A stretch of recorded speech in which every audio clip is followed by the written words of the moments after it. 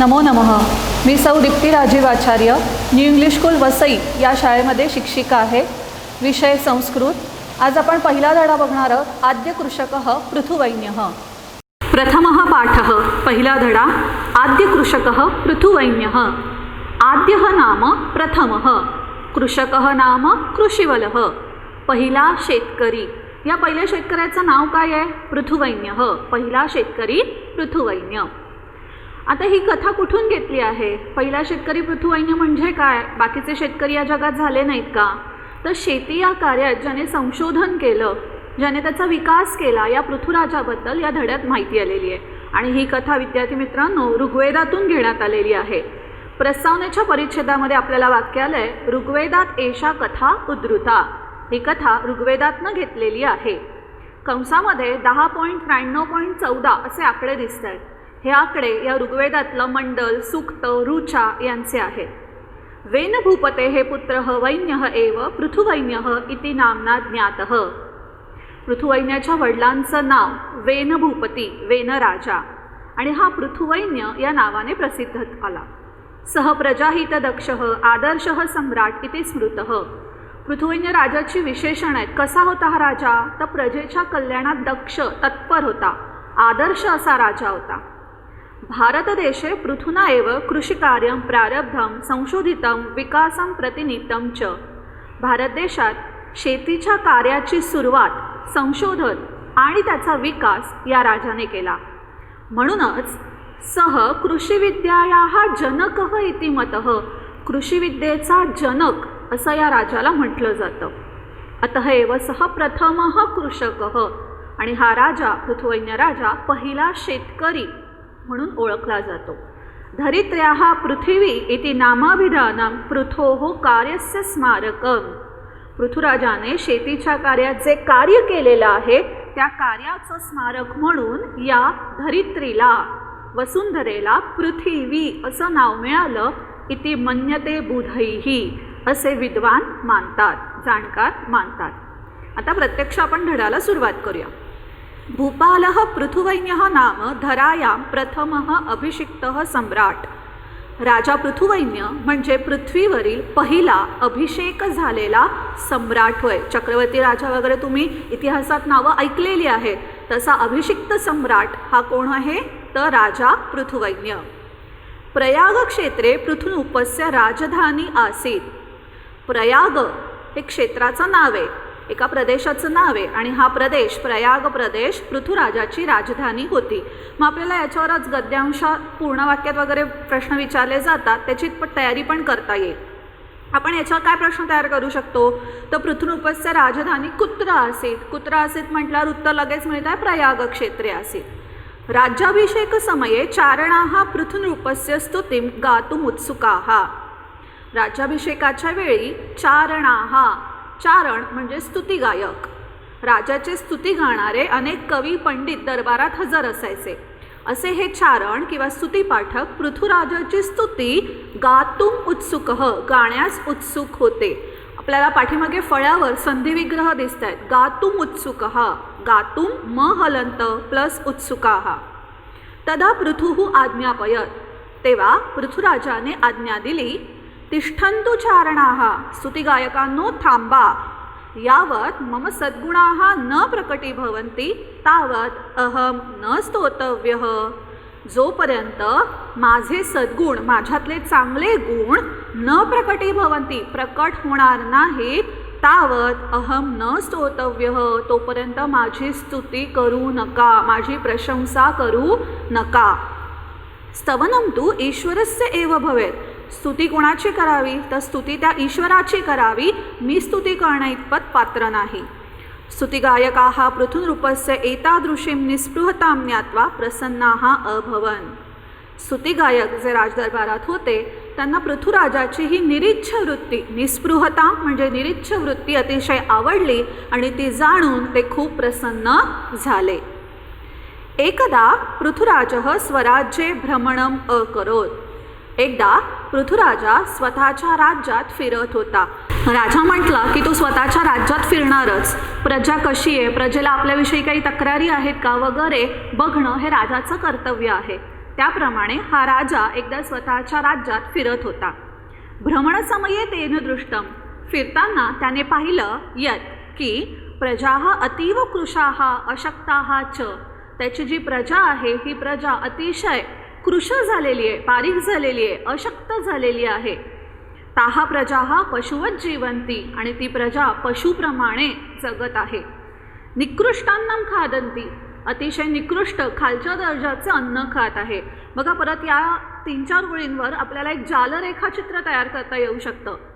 जालरेखामध्ये आपल्याला मधोमध प्रश्न येऊ शकतो की प्रजा या हा विशेषणाने, प्रजेची विशेषणं, मग प्रजेची विशेषणं 4 आपल्याला अर्धा मार्कासाठी लिहायचे. तर आपण काय लिहिणार? पहिलं येणार कृशाः, मग येणार अशक्ताः, तिसरं येणार पशुवत जीवंती, आणि चौथं येणार निकृष्टान्नं खादंती. अशा प्रकारे 2 मार्काचा सोपा प्रश्न इथे आपला कव्हर होतो. तद्दृष्ट्वा, ते पाहून राजा चिंताकुलः जातः, आपल्या प्रजेची अशी अतिशय वाईट परिस्थिती बघून राजा चिंताग्रस्त झाला, चिंतेने व्याकुळ झाला. तदा पुरोहितः अवदत, तेव्हा पुरोहित म्हणाला. आता पुरोहित राजाच्या बरोबर अनेक मंत्री वगैरे असतात, त्यातलाच हा एक मंत्री पुरोहित होता आणि त्याने राजाला मार्गदर्शन केलेलं आहे. काय म्हणता हा पुरोहित? हे राजन, धनधान्यादी सर्वं वस्तुजातं वस्तुतः वसुंधरायाः उदरे एव वर्तते. हे राजा, धनधान्य इत्यादी सर्व गोष्टी वास्तविक, वस्तुतः म्हणजे वास्तविक, खरे पाहता पृथ्वीच्या पोटातच आहेत. म्हणजे तुला असं वाटतंय की आपली प्रजा दुर्बळ आहे, अशक्त आहे, अन्न खायला नाही आहे धड, हे कशामुळे घडलं आहे? कारण पृथ्वीवर धनधान्य नाही आहे म्हणून. मग हे धनधान्य कुठे आहे? तर पुरोहित सांगतो की हे धनधान्य पृथ्वीच्या पोटात लपलेलं आहे. तत् प्राप्तुम यतस्व, ते मिळवण्याचा, प्राप्त करण्याचा प्रयत्न कर. आता या ओळीमध्ये उदर एव असा एक शब्द दिसतोय तुम्हाला. संधी विग्रह केला तर बघा उदरे अधिक एव असा संधी विग्रह आहे, महत्त्वाची संधी आहे ही. आता विद्यार्थी मित्रांनो, हे 2 पॅरेग्राफ घेतले तर या 2 पॅरेग्राफमध्ये मग आपल्याला त्वांतलबंत शोधता येऊ शकतात, लंगलकाराची रूपं शोधता येऊ शकतात. म्हणजे जेव्हा एखादा पॅरेग्राफ आपण अभ्यासाला घेतो तेव्हा त्या अभ्यासामध्ये कुत्र, कती, कह, कम असे प्रश्न स्वतः तयार करायचे. त्याचप्रमाणे पॅरेग्राफमधली सगळी पूर्वकालवाचक अव्यय वगैरे शोधून काढायची. जसं आता आले ज्ञात्वा, दृष्ट्वा, प्राप्तुम, तुमंत, अशा प्रकारची रूपं अभ्यास करता करता स्वतःला विचारायची आहेत. पुढचा पॅरेग्राफ आपण कंटिन्यू करतोय. तदा पृथुभूपेन तदर्थम धनुः सज्जीकृतम. बघा पुरोहिताने स्वतःचं काम केलं, उपदेश केला की धनधान्य मिळवण्याचा प्रयत्न कर. आता राजाचं कर्तव्य आहे की आता आपण पुढे काय करायचं. आता राजा म्हटल्यावर शत्रूचं आक्रमण झालं, लगेच धनुष्यबाण सज्ज करणार. त्याला वाटलं की हे सगळं धनधान्य पृथ्वीने आपल्या पोटात लपवलं आहे, ते मिळवायचं आहे. मग ते मिळवण्यासाठी काय करायचं, तर पृथ्वीवर चालून जायचं, त्याच्यावर आक्रमण करायचं. आणि म्हणून त्याने स्वतःचं धनुष्य तयार केलं. तदा भूमी स्त्रीरूपं धृत्वा तस्य पुरतः प्रकटिता अभवत. तेव्हा भूमी स्त्रीरूप धारण करून, बघा तुम्हाला तिथे धड्यामध्ये चित्रात दिसतंय की भूमी स्वतः वसुंधरा स्वतः स्त्रीरूप धारण करून राजासमोर, तस्य पुरतः त्याच्यासमोर, प्रकटिता अभवत प्रकट झाली, अवदच्च आणि म्हणाली. राजा आपल्यावर आक्रमण करून येतोय, धनुष्यबाण घेऊन येतोय म्हटल्यावर पृथ्वी स्त्रीरूप घेऊन बाहेर आली आणि राजाशी बोलू लागली. काय म्हणते ही पृथ्वी? हे राजेंद्र, हे श्रेष्ठ राजा, तव पिता दुःशासकः वेनराजः, तुझे वडील वेनराजा अतिशय दुष्ट असे शासक होते. बघा वेनराजाचं विशेषण आलं, आपल्याला प्रश्न येतो विशेषणं विशेषण चिन्हुतं. मग वेनराजाचं विशेषण काय आहे, तर दुःशासकः, दुष्ट असा शासक वेनराजा याने राजधर्मस्य पालनं न अकरोत, राजधर्माचे पालन केले नाही. तदा मया चोरलुंठक भयात धनधान्य पुष्पफलानी मम उदरे निहितानी. तेव्हा मी चोर, दरोडेखोर यांच्या भीतीने धन, धान्य, फुलं, फळं इत्यादी सर्व मम उदरे निहितानी, माझ्या पोटात लपवली. बघा पृथ्वीवर पण संकट होतं की राजा स्वतः वेनराजा हा चांगला शासक नव्हता, प्रजेच्या कल्याणात तत्पर नव्हता. चोर, दरोडेखोर, धनधान्य लूटमार चालू होती आणि म्हणून काळजीपोटी पृथ्वीने हे सगळं आपल्या पोटात लपवून घेतलं. त्वं तु प्रजाहित दक्षः नृपः, पण हे पृथुराजा, तू तर प्रजेच्या कल्याणात तत्पर असा राजा आहेस. यदि त्वं प्रयत्नेन कृषिकार्यं करोषि, जर तू प्रयत्नपूर्वक शेतीचं कार्य केलंस तर्हि अहं प्रसन्ना भविष्यामी, तर मी नक्कीच प्रसन्न होईन. भविष्यामी मागच्या वर्षी 9वीला तुम्हाला लृट लकार गेलेला आहे, द्वितीय भविष्यकाळ. स्यामी स्यावह स्याम, आठवत आहे? भविष्यामी उत्तम पुरुष एकवचनाचं रूप. अतः धनुः त्यज, म्हणून धनुष्याचा त्याग कर. आता बघा पृथ्वीचं एक एक वाक्य कसं सुसंगत आहे. राजाला काय हवं आहे? पृथ्वीच्या पोटातलं धनधान्य हवं आहे. ते मिळवण्यासाठी त्याने स्वारी करायचं ठरवलं तर स्वतः पृथ्वी माता काय सांगते की थांब, मी का केलं हे आधी जाणून घे. तुझ्या वडिलांमुळेच मी हे सगळं लपवलं. जर तुला मिळवायचं आहे तर तू काय कृती कर, हे मिळवण्याचा प्रयत्न कर. त्यासाठी शेती कर.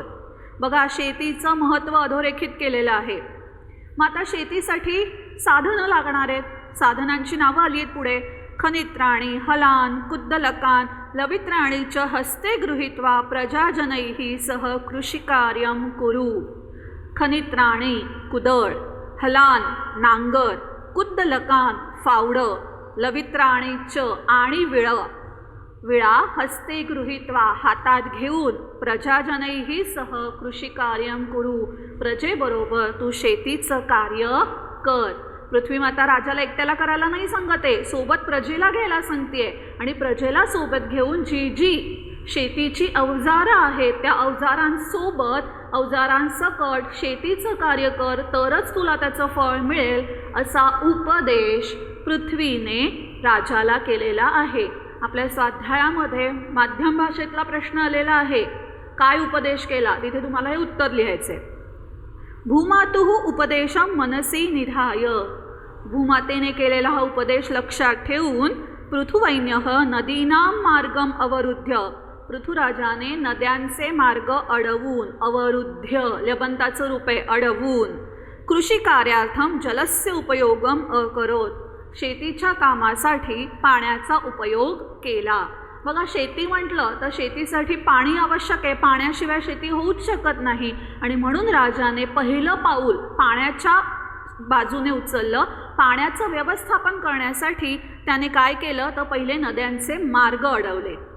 वृष्टीजलसंचयं कृत्वा जलव्यवस्थापनम अकरोत, पावसाचं पाणी, पावसाच्या पाण्याचा संचय केला आणि हा पावसाच्या पाण्याचा संचय करून त्यांनी जलव्यवस्थापन केले. भूमीम उर्वरतमाम कर्तुम प्रायतत, उर्वरतमाम म्हणजे भुसभुशीत, जमीन सुपीक करण्याचा, भुसभुशीत करण्याचा त्याने प्रयत्न केला. तदनंतरम तस्मिन् क्षेत्रे जनाः धान्यबीजानि अवपन्, त्यानंतर तस्मिन् क्षेत्रे त्या शेतात जनाः लोकांनी धान्यबीजानि अवपन् धान्यांच्या बिया पेरल्या. अवपन वपधातू पेरणे, लंगलकार आलेला आहे. सह नैकेभ्यः वृक्षेभ्यः विविध प्रकारकाणां बीजानां संकलनं चयनं च परिश्रमेण अकरोत. आता या राजाने काय केलं? घेतल्या धान्याच्या बिया आणि पेरल्या. असं केलं का? नाही. सगळं बी बियाणं चांगलंच असतं असं नाही. त्यातून उत्कृष्ट पीक हवं असेल तर त्या उत्कृष्ट पिकासाठी निवडलेलं धान्य, निवडलेल्या बिया सुद्धा तेवढ्याच प्रतीच्या असणं गरजेचं आहे. आणि म्हणून राजाने काय केलेलं आहे? नैकेभ्यः वृक्षेभ्यः अनेक वृक्षांच्या विविध प्रकारांच्या बीजानां बियांचे संकलन केले, एकत्र केल्या. चयनम च आणि त्या निवडल्या. चयन म्हणजे ज्या बिया होत्या त्यामधल्या चांगल्या वाईट वेगवेगळ्या केल्या, निवडल्या. परिश्रमेण अकरोत, कष्टपूर्वक परिश्रमाने त्याने हे कार्य केलं. अनंतरम त्यानंतर बीजानां संस्करणं कृत्वा, बी बियाणांवर त्याने संस्करणम म्हणजे प्रक्रिया करून वपनम अकरोत त्या पेरल्या. पर्जन्यानंतरम बीजेभ्यः अंकुराः उद्भूताः, पाऊस पडल्यानंतर बीजेभ्यः बियांमधून अंकुर मोड उद्भूताः आले. धान्यलाभेन सर्वे प्रजाजनाः संतुष्टाः च अभवन्, आणि धान्य मिळाल्यामुळे सर्व प्रजा आनंदित झाली, संतुष्ट समाधानी झाली. एषः कल्याणकारी नृपः, हा कल्याणकारी राजा पृथिव्यां प्रशासने अग्रणीः जनसेवाव्रती च अभवत्, पृथ्वीवर शासन करण्यात अग्रणीही श्रेष्ठ व जनसेवाव्रती जनसेवेचे व्रत घेतलेला अभवत होता किंवा झाला. म्हणूनच हा कल्याणकारी राजा पृथ्वीवर शासन करण्यात श्रेष्ठ आणि जनसेवेचे व्रत घेतलेला होता. मग शेवटच्या परिच्छेदामध्ये मुलांना काय काय झालं तर पृथुवैन्याने बियांवर काय काय प्रक्रिया केली. आधी संकलन केलं, चयन केलं, संस्करण केलं, वपनम केलं. हे केल्यानंतर पाऊस पडला, बियाणं पेरलं, त्यानंतर पाऊस पडला आणि पाऊस पडल्यानंतर अंकुर फुटले. अंकुर फुटल्यानंतर लोकांना कळलं की आपण ज्या बिया पेरल्या त्यातून आपल्याला भरपूर धान्य लाभ होणार आहे आणि प्रजा संतुष्ट झाली. म्हणजे पृथुराजाने शेतीच्या कार्यामध्ये वेगवेगळ्या प्रकारचे प्रयोग त्यावेळी केलेले आहेत आणि त्याची जाण आपल्याला झालेली आहे. म्हणून हा आपला पहिला धडा आहे. आद्य कृषकः पृथुवैन्यः, पहिला शेतकरी पृथुराजा. आपण आता पाठामध्ये बघितलं की हा राजा कल्याणकारी होता, जनसेवेचे व्रत घेतलेला होता. मग त्याने आदर्श अशी काही कामं केलेली आहेत. धड्याच्या खाली आपल्याला एका निळ्या बॉक्समध्ये ही कामं दिलेली आहे की पृथुवैन्यस्य जनसेवा, पृथुराजाने काय काय लोकांची सेवा केली. संरक्षण व्यवस्था, जलव्यवस्थापनम, कृषी संशोधनम, आरोग्य सुविधा, पशूनां कृते रक्षितानि तृणक्षेत्राणि, अन्नदुग्धादीनां व्यवस्था, नगर व्यवस्थापनम, शिक्षण व्यवस्था. म्हणजे प्रत्येक क्षेत्रामध्ये पृथुराजाने लोकांना मदत करण्याचं काम केलेलं आहे. श्रमप्रतिष्ठेला राजप्रतिष्ठा मिळवून दिलेली आहे. युद्धक्रांतीपेक्षा अन्नक्रांती महत्त्वाची आहे, कारण लोकांची पोटं भरलेली असतील. लोकांना जर अन्न मिळालं तरच ती प्रजा सुखी समाधानी राहू शकते, हे या राजाने ओळखलं आणि म्हणूनच त्याने या शेती कार्यामध्ये क्रांती घडवून आणली.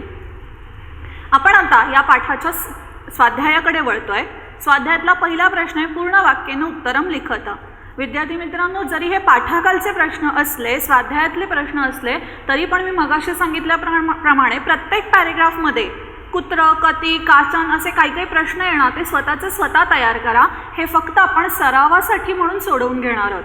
चारणाः किमर्थम उत्सुकाः, चारणाः पृथुरूपस्य स्तुतिं गातुम उत्सुकाः. स्तुतिगाय कशासाठी उत्सुक होते तर राजाची स्तुती गाण्यास उत्सुक होते. आपल्याला संस्कृतमध्ये पूर्ण वाक्यात हे उत्तर लिहायचं आहे. भ्रमणसमये पृथुराजेन किं दृष्टं, फिरताना राजाने काय पाहिलं. भ्रमणसमये पृथुराजेन दृष्टः प्रजाः अतीव कृशाः अशक्ताः च, ताः प्रजाः पशुवत् जीवन्ति निकृष्टान्नं खादन्ति च. वसुंधरायाः उदरे किं वर्तते, पृथ्वीच्या पोटात काय काय आहे. वसुंधरायाः उदरे धनधान्यानि वस्तुजातं वर्तते. स्त्रीरूपं धृत्वा पृथुरूपस्य पुरतः का प्रकटिता अभवत, स्त्रीरूप धारण करून राजासमोर कोण उभं राहिलं. कोण उभं राहिलंय, पृथ्वी. मग उत्तर तुमचं काय येणार, स्त्रीरूपं धृत्वा पृथुरूपस्य पुरतः भूमिः प्रकटिता अभवत. पृथुवैन्यः कृषिकार्यार्थं जलस्य व्यवस्थापनं कथम अकरोत्, राजाने पाण्याचं व्यवस्थापन कसं केलं. मग पान नंबर 8वर आपल्याला शेवटच्या परिच्छेदात उत्तर आलेलं आहे की नदीनां मार्गम अवरुद्ध्य कृषिकार्यार्थं जलस्य उपयोगम अकरोत्, वृष्टिजलसंचयं कृत्वा जलव्यवस्थापनम अकरोत्. प्रश्न दुसरा, माध्यम भाषा उत्तरत. विद्यार्थी मित्रांनो, माध्यम भाषा म्हणजे तुमचं जे माध्यम आहे, मराठी, इंग्लिश, त्याप्रमाणे तुम्हाला हे उत्तर लिहायचं आहे. मग आपलं मराठी माध्यम आहे म्हणून आपण हे उत्तर मराठीतून लिहिणार आहोत. माध्यम भाषेचा प्रश्न 2 मार्कांसाठी येतो. आता या 2 मार्कांची विभागणी कशी आहे तर अर्धा मार्क प्रस्तावनेला, 1 मार्क तुमच्या मेन उत्तराला आणि अर्धा मार्क तुमच्या समारोपाला. मग आता प्रश्न काय आलाय पहिला, भूमाता पृथुवैन्यम किम उपदिशत, भूमातेने पृथुवैन्याला कोणता उपदेश केला. कोणता उपदेश केला मग अशी धडा शिकवतानाच मी तुम्हाला सांगितलं. प्रस्तावनेमध्ये आधी काय येणार, ही कथा ऋग्वेदातून घेतली आहे. धड्याचं नाव आद्यकृषकः पृथुवैन्यः. तो प्रजेच्या कल्याणात तत्पर असा राजा होता, आदर्श राजा होता. शेती कार्यामध्ये त्याने संशोधन केलंय, विकास केला आहे आणि त्याचप्रमाणे तो कृषीविद्येचा जनक होता. ही तुमची प्रस्तावना झाली. त्यानंतर तुमचं मेन उत्तर आहे की भूमातेने पृथुवैन्याला कोणता उपदेश केला. जेव्हा पुरोहिताने राजाला सांगितलं की धनधान्य इत्यादी सर्व पृथ्वीच्या पोटात आहे, तू ते मिळवण्याचा प्रयत्न कर, तेव्हा राजा धनुष्य घेऊन सज्ज झाला आणि त्यावेळी स्त्री रूपात पृथ्वी आली आणि तिने उपदेश केला की हे राजा, तुझे वडील वेन राजा हे अतिशय दुष्ट असे शासक होते आणि म्हणून चोर दरोडेखोर यांच्या भीतीने मी धनधान्य, फळं, फुलं सगळं माझ्या पोटात लपवलं आहे. जर तुला ते मिळवायचं असेल तर त्यासाठी कृषी कार्य कर. कुदळ, फावडं, विळं सगळं हातात घे आणि त्यातून प्रजेबरोबर शेतीचं कार्य कर. हा उपदेश भूमातेने राजाला केला. म्हणजे किती छोटं तुमचं उत्तर आहे. ज्याला धडा समजलेला असेल त्याला मराठीत उत्तर लिहायला काही कठीण नाही आहे. तुम्हाला तुमच्या शब्दात मांडायचं आहे उत्तर, भाषांतर जसंच्या जसं लिहायचं नाही. पुढचा प्रश्न आहे, धरित्र्याः उपदेशं मनसि निधाय पृथुवैन्यः किं किं अकरोत्. पृथ्वीचा उपदेश मनात ठेवून, लक्षात ठेवून पृथुवैन्याने काय काय केले. काय काय केलं? लगेच पुढचाच पॅरेग्राफ उत्तर आहे. भूमातेने उपदेश केल्याप्रमाणे राजाने नद्यांचे मार्ग अडवून पाण्याचे व्यवस्थापन करण्यास सुरुवात केली. त्यासाठी त्याने पावसाच्या पाण्याचाही साठा केला. धान्य बियाणं पेरण्यासाठी त्याने वेगवेगळ्या झाडांच्या अनेक प्रकारच्या बिया गोळा केल्या, त्या निवडल्या, त्याच्यावर प्रक्रिया केली आणि त्यानंतर त्या बिया प्रजेने पेरल्या. पाऊस पडल्यानंतर त्यातून अंकुर फुटले आणि त्यांना धान्य लाभ झाला. अशा प्रकारे तुमचं दुसऱ्या प्रश्नाचं उत्तर येईल.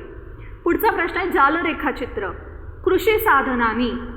आता कृषी साधनांनी म्हटलं की आपल्या थर्ड पॅरेग्राफमध्ये तुम्हाला त्याचं उत्तर मिळतं आहे. कोणकोणती कृषी साधनं संस्कृतमध्ये लिहायचं आहे तुम्हाला उत्तर. खनित्राणी, हलान, कुद्दलकान आणि लवित्राणी. 4 बॉक्समध्ये तुमची 4 उत्तरं येतील. पुढे विचारलं आहे, पृथुराजस्य प्रजाः. पृथुराजाची प्रजा. मगाशी मी म्हटलंय तुम्हाला धडा शिकवताना प्रजायाः विशेषणांनी. हेच उत्तर तिथे येणार. कृशाः, अशक्ताः, पशुवत जीवन्ति, निकृष्टान्नं खादन्ति. पुढचा प्रश्न, भूम्या उदरे निहितानि. पृथ्वीच्या पोटात काय काय होतं? परत 4 बॉक्समध्ये उत्तरं लिहायची आहेत. धनानी, धान्यानी, पुष्पाणी, फलानी. प्रश्न चौथा, पाठ्यांशं पठित्वा प्रवाही जालं पूरयत. पाठ्यांश म्हणजेच गद्यांश वाचून प्रवाही जाल, जसं जालरेखाचित्र तसं प्रवाही जाल, एका खालोखाल एक बॉक्स असणार आहे, ते पूर्ण करायचं आहे. पृथुवैन्यः बीजानां. पृथुराजाने बियांचे. काय काय केलं बियांचं? पहिलं संकलनम, चयनम, संस्करणम, वपनम.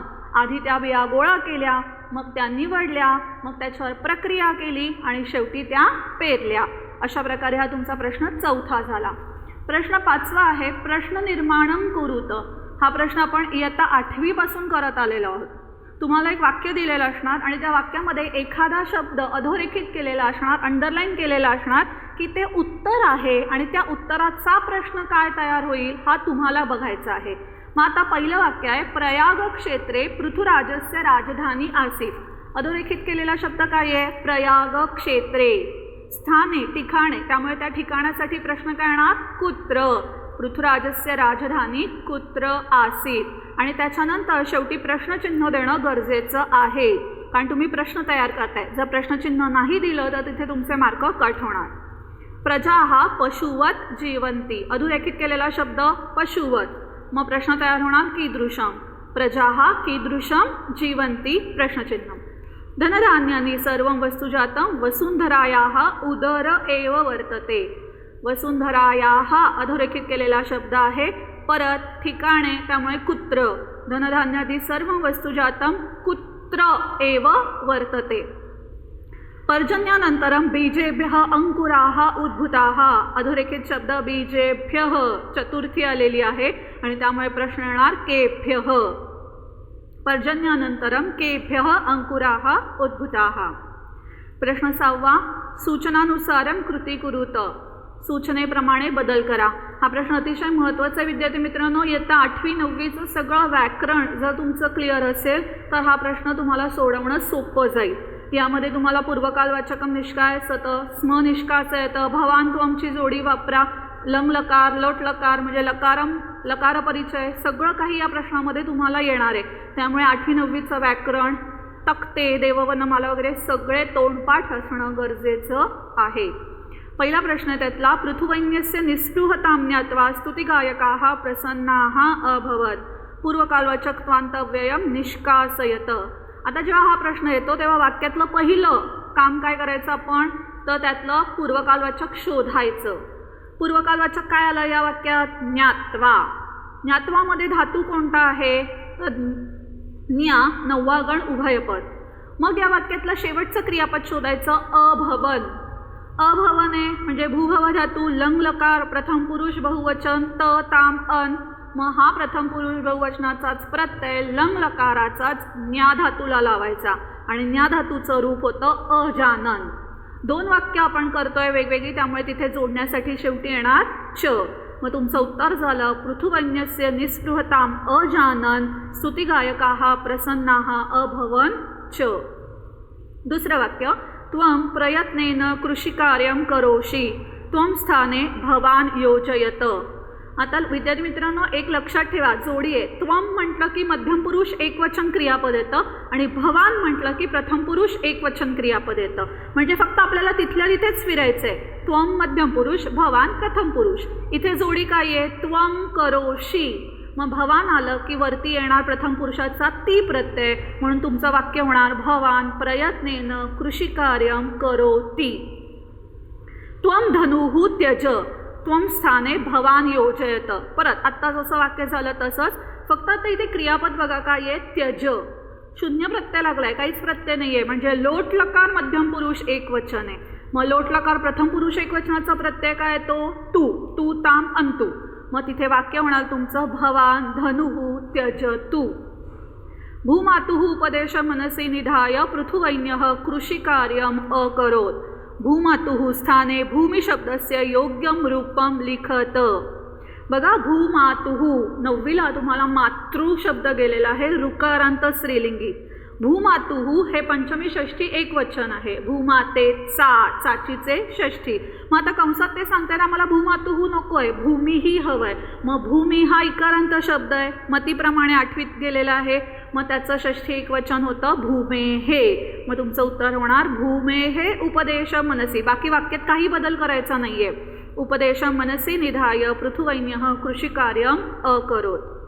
प्रजाजनैः सह कृषिकार्यं कुरु लकारं लिखत. लकार लिहिण्यासाठी आधी त्या वाक्यातलं क्रियापद तुम्हाला ओळखता आलं पाहिजे. या वाक्यात क्रियापद आहे कुरु. परत शून्य प्रत्यय लागलेला आहे म्हणजे हा लोट लकार आहे. अहम प्रसन्ना भविष्यामी लुट स्थाने लिंग प्रयोगम कुरुत. आधी लुट कोणता आहे क्रियापद? भविष्यामी. स्यामी स्यावह स्यामह उत्तम पुरुष एकवचन. ते सांगताना मला आता लुट लकार नको आहे, आम्हाला काय हवं आहे? आम्हाला लिंग लकार हवा आहे. मग लिंग लकारासाठी आपल्याला प्रथम उत्तम पुरुष एकवचनाचा प्रत्यय शोधावा लागेल आणि तो आहे इयम. इयम इव इम. मग भूभव धातूला इयम प्रत्यय लावल्यावर रूप होतं भवेयम. मग तुमचं उत्तर येणार आहे अहम प्रसन्ना भवेयम. भूमिः स्त्रीरूपं धृत्वा तस्य पुरतः प्रकटिता अभवत. पूर्वकालवाचक त्वांत अव्ययम निष्कासयत. पहिलं वाक्य जे होतं तेच इथे शेवटचं वाक्य त्वांत निष्कासयत. म्हणजे आपण परत पहिली स्टेप घेणार, त्या वाक्यातलं त्वांत शोधायचं. कोणता आहे त्वांत? धृत्वा. धृत्वामध्ये धातू ध्रुधार 10व्या गणाचा, म्हणजे विकरण लागणार अय. शेवटी गेलो. मेन क्रियापद काय आहे? अभवत. लंगलकार प्रथम पुरुष एकवचन. मग हाच लंगलकार प्रथम पुरुष एकवचन आपल्याला ध्रुधारला वापरायचं आहे. म्हणजे तुमचं क्रियापद होणार आहे अधारयत. 2 वाक्य जोडण्यासाठी शेवटी च. भूमिः स्त्रीरूपम अधारयत तस्य पुरतः प्रकटिता अभवत च. प्रश्न 7वा आहे मेलनम कुरुत. जोड्या लावायच्या आहेत. विशेषण विशेष. विद्यार्थी मित्रांनो जोड्या लावायच्या म्हणजे लहानपणी लावायच्या पेन्सिलने, तसं लावू नका. इथे अ गट उत्तर, ब गटातली जी तुमची योग्य उत्तर आहेत ती लिहून काढायची आहे. पहिला आहे कृशाहा. कोणाचं विशेषण आहे कृशाहा? प्रजाहा. उर्वरा भूमिः. आनंदिताः प्रजाजनाः. दुःशासकः वेनः. प्रजाहितदक्षः पृथुः. पुढचा प्रश्न आहे 8वा. समानार्थक शब्दम लिखत. तुम्हाला फळ्यावर दिसत असेल मी लिहिलेलं आहे समानार्थक शब्दम लिखत. वृक्षः तरुः. पादपः घेतलं तरी चालेल. भूमिः धरा. भूः वसुधा वसुंधरा. जो सोपा वाटतोय तो तुम्ही घेऊ शकता. राजा नृपः भूपः. धनुः धनुषः. नदी सरित. विद्यार्थी मित्रांनो सरिता लिहायचं नाही आहे, सरिता हे मराठीतलं रूप झालं. इथे जर नदी प्रथमा एकवचन आहे तर इथे पण प्रथमा एकवचनच उत्तर आलं पाहिजे. सरित हा तकारांत शब्द आहे आणि प्रथमा एकवचन सरित येतं. तुम्ही सरिता लिहिता आणि मार्क जातात तुमचे. पुढे 9वा प्रश्न आहे विरुद्धार्थक शब्दम लिखत. तोही फळ्यावर आपण घेतलेला आहे लिहून. स्तुतिः निंदा. सद्गुणाः दुर्गुणाः. प्रसन्नाः अप्रसन्नाः अशक्ताः सशक्ताः पुरतः पृष्ठतः कृशाः स्थूलाः। पुढचा 10वा प्रश्न आहे, कह कम वदती, कोण कोणाला म्हणाले। 8वीपासून सवय झालेली आहे या प्रश्नाची। जो म्हणतो तो प्रथमेत, ज्याला म्हणतो त्याची द्वितीया। मग पहिलं वाक्य काय आहे, तिष्ठन्तु चारणाः, स्तुतिगायकांनो थांबा, कोण म्हणालं, राजा म्हणाला, म्हणून राजा प्रथमेत येणार। कोणाला म्हणाला, स्तुतिगायकांना म्हणाला, म्हणून त्यांची द्वितीया। मग संस्कृतमध्ये हे वाक्य काय येणार तुमचं, पृथुवैन्यः स्तुती पाठकान किंवा चारणान अवदत। दुसरं वाक्य, तव पिता दुःशासकः, तुझे वडील दुष्ट असे शासक होते, वाईट शासक होते, कोण म्हणालंय, पृथ्वी म्हणाली। कोणाला म्हणाली, पृथुराजाला म्हणाली। मग परत प्रथमा भूमी भूमिही, आणि ज्याला म्हणाली त्याची द्वितीया, म्हणून पृथुवैन्यम, भूमिही पृथुवैन्यम अवदत। तिसरं वाक्य आहे, अतः धनुः त्यज, म्हणून धनुष्याचा त्याग कर, कोण म्हणालंय, परत सेम वाक्य, पृथ्वी म्हणाली आहे, पृथुराजाला म्हणाली आहे, म्हणून भूमिही पृथुवैन्यम वदती। पुढचा प्रश्न, संधी विग्रह। ऑलरेडी आपण घेतलेले सगळे संधी विग्रह फळ्यावर लिहिलेले होते मगाशी। आता बघा, एकदा पटकन तोंडी सांगते, उदर एव उदरे अधिक एव, पशुवत जीवंती पशुवत त हलंत अधिक जीवंती, अशक्ताश्च अशक्ताः अधिक च, पुरोहितो वदत पुरोहितः अधिक अवदत। प्रश्न 12वा, अमरकोशात शब्दम प्रयुज्य वाक्यम पुनर्लिखत। अमरकोशातले शब्द शोधून वाक्य पुन्हा लिहायचं आहे। यासाठी तुम्हाला पान नंबर 117 खूप महत्त्वाचं आहे। 117वर तुम्हाला अमरकोशाच्या सगळ्या पंक्ती आलेल्या आहेत। सगळ्या पंक्तींमधले जे तुम्हाला शब्द आले, तुम्हाला कोणता सोपा वाटतोय तो सोपा बघायचा आणि तोच त्या जागेवर लिहायचा आहे। उदाहरणार्थ पहिलं वाक्य आहे, भूमिही स्त्रीरूपम धृत्वा प्रकटिता, अधोरेखित केलेला शब्द आहे भूमिही। मला पान नंबर 117वर भूमिहीसाठी जे काही अमरकोशातले शब्द मिळाले त्यामध्ये मला सोपा वाटतोय अवनीही किंवा पृथ्वी, मी काहीतरी एक वापरणार, अवनीही स्त्रीरूपम धृत्वा प्रकटिता। दुसरा आहे, भूपालः पृथुवैन्यः नामधरायाः प्रथमः अभिषिक्तः सम्राट, अंडरलाईन केलेला शब्द काय आहे, भूपालः। अमरकोशातला भूपालः हा जो शब्द आहे त्यामध्ये मला सोपा वाटलेला शब्द आहे राजा किंवा नृपः, मी तो कुठला तरी घेईन, मी घेतला राजा। राजा पृथुवैन्यः नामधरायाः प्रथमः अभिषिक्तः सम्राट। अशा प्रकारे इथे आपला पहिला धडा पूर्ण झालेला आहे आणि स्वाध्याय सुद्धा मी तुमच्यासोबत चर्चा करून सोडवलेला आहे। धन्यवाद।